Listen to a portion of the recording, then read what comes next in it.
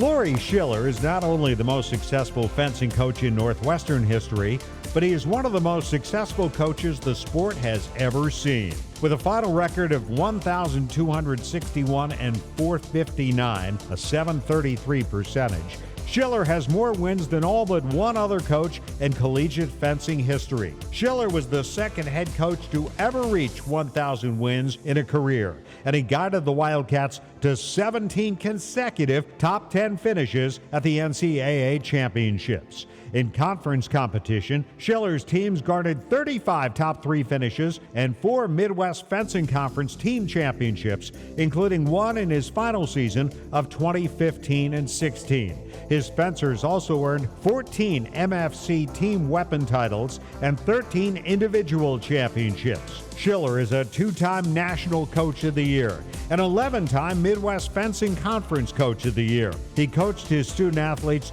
to 34 All-America honors over his storied tenure. Prior to 1994-95, when Northwestern's men's fencing team was moved to club status, Schiller coached both the men's and women's squads. In addition to his coaching duties, Schiller has taught history at Northwestern and published a book on the evolution of Federal cavalry tactics in the Civil War. Will you please welcome to the Athletic Hall of Fame, Northwestern fencing coach, Laurie Schiller.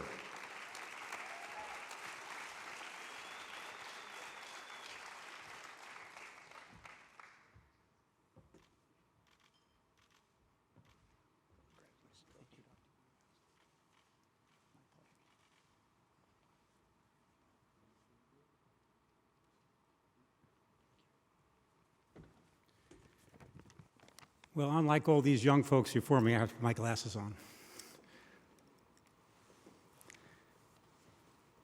Thank you, Dave, and thank you very much, Dr. Gregg, for that wonderful introduction today. Time goes so fast, and I have kind of a different perspective than the young folks before me, and I want to say that 6 remarkable student athletes have preceded me, and so thank you all for staying around to listen to me talk. So I appreciate that. I congratulate every one of them in their remarkable careers, and I remember all their careers, which I think is remarkable. I've been here so long that I was at Northwestern 2 years before Pat Fitzgerald was born, which I've reminded him on occasion. First of all, I want to start to thank a few people. Dr. Gregg, thank you very much for this honor and for the committee that chose me for that. I also want to remind people that you're not just honoring me, but also my program. Because I have always said that while we get the credit very often, and we may get the press, although the Daily never covered us all that much, but when they did, it's really, we stand on the shoulders of all of those who helped us get where we are. Diane is a perfect example of that. I was a pretty mediocre fencer, so I never would have come third in the NCAAs, but she did, and that reflects well on all of us. I want to thank my staff, my student athletes, and almost 40 years of student athletes, academic services, our athletic trainers, strength and conditioning staff, compliance folks, equipment people, facilities, and just so many more, all of whom that I got to see. Student athletes didn't always see them, but I did, and what they did for us. Most especially, I would like to thank my wife, Kathy, who was not just my wife, but she was also the team armorer, which is the technician. Without her, nothing works. So she basically got the team to all the electric equipment to work. And I met her here at Northwestern as a graduate student. We met in Swahili Club, oddly enough. And I did the really dorky Northwestern thing. I asked her to marry me at 9 o'clock break at the library. So this is, I'm really bleed purple when it comes to that kind of thing. She's been my inspiration and support, and I know that will embarrass her, but nonetheless. I'd like to also thank Margaret Akerstrom, who was the longtime academic services head, because she was a real friend and somebody that I could just sometimes close the door and just vent to if I was annoyed with this or that or whatever. And she was helpful sometimes in helping me deal with some of the problems that came up personality-wise on the team, because everybody knows that teams have issues between student athletes at times, and they have to be solved. She was really helpful for them to balance their studies, which is not easy at a place like this, and to balance their athletic requirements that they had to do in early practices and weights up here at the stadium at 7 in the morning and such like that. I also would like to thank my longtime assistant, Ed Kaihatsu, and Zach Moss, who's the current head coach, who was also my assistant for 2 years, for being excellent helpers and making this program what it was. I'd also like to thank my boss, but who was also my alum, Rob Lichten, he was, first of all, my fencer who I recruited, along with his brother who went somewhere else. But he came here, and Rob was a student for 4 years and went on to join the athletic department and eventually became my boss, which was a little bizarre, but at the same time was really useful. So, and he's been a wonderful mentor to the student athletes, and he's always been a help to us.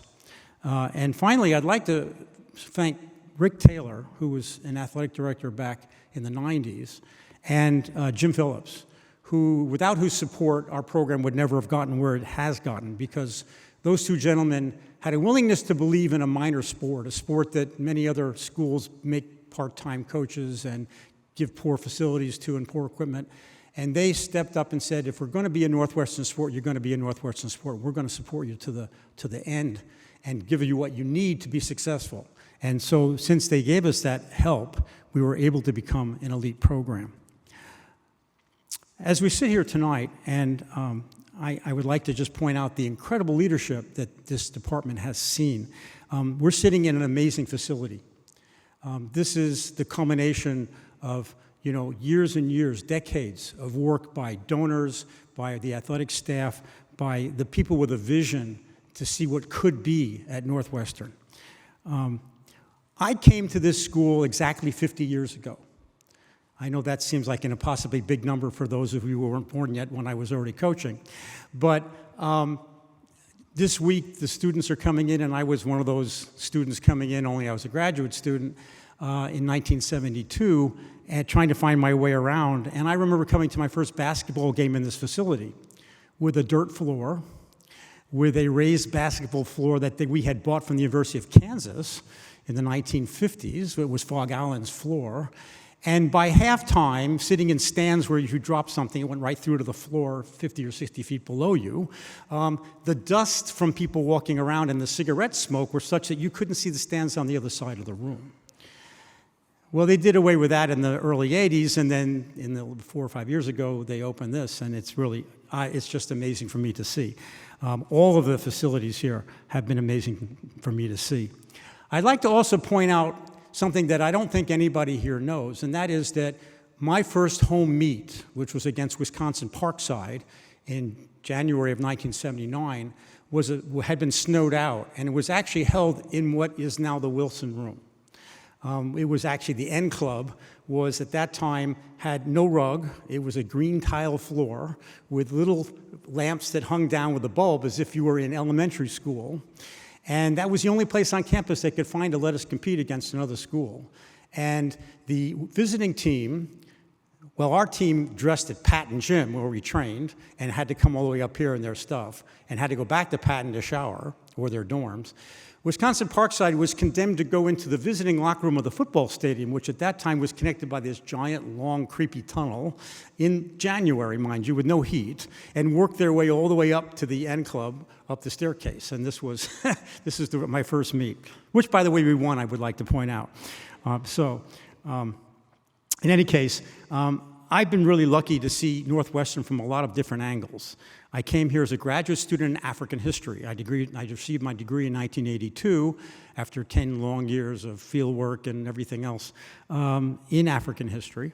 I was privileged to teach here as an adjunct professor for almost 40 years, both in the adult division and in freshman seminars and all kinds of things. I remember having one of Fitz's fellow linebackers from the Rose Bowl team in a seminar in the library. You've all been in seminars stuck in the library, right? And on South Africa. And this guy was like, 250-pound linebacker, and we're sitting there at this little seminar table talking about the Rose Bowl, and the rest of the class is going like, huh? Like, wow, wow, that's really cool. It was really cool. That's the kind of thing. I was also master of the International Studies Residential College, which is West Fairchild, which is down by Harris Hall. So I got a chance to experience campus in that way. And of course, I was a head coach here. So I have been a student and a professor and a coach, and I don't think too many people have been able to say that. And this is an amazing place to do all three of those things. So it has been a really great ride. I am so honored by this induction and by all of your attendance here tonight. Let me leave you with this. To me, the most important thing about my career is not the numbers. It's that my wife and I set a good example for our student athletes for almost 40 years, that we set them an honest and ethical way to approach their sport, and that we would never condone cheating or doing something on the side to try to win a match, because winning isn't that important. It's not the only thing. And I hope that we always did right by our student athletes. That's what was important to me. It's not just about success, although that's sweet when it happens, but about the life lessons, and Diana, I think, said that very nicely, and I appreciate that so much. I hope that the young people that I coach can look back at their time on the fencing team as one of the best things they did at Northwestern, and that it remains a good memory and a solid memory for them as they grow older. And one last thing I'd like to say, and it's funny because you had a whole video on it, and I didn't think anybody would mention it, but I arrived 50 years ago, and that was, in fact, the time when Title IX was passed. And I was going to say that this piece of seminal legislation definitely affected my program, and that if I have no other legacy, I hope that I had some small part in promoting women's athletics in the United States, in fencing, in the world of here and at Northwestern, and that I helped my student athletes, my women's student athletes, fulfill the promise of that hope that that legislation created in 1972. And as the one gal said on the tape, there's a lot more to be done, no question. And I hope that we will all continue to work towards that. It was my honor to be part of that process. And I thank all of you, and go Cats.